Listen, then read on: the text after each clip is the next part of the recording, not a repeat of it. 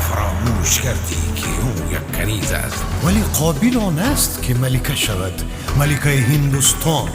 قسم به دولت هندزیم اینطور نخواهد شد. قسم به جمال انارکلی این چنین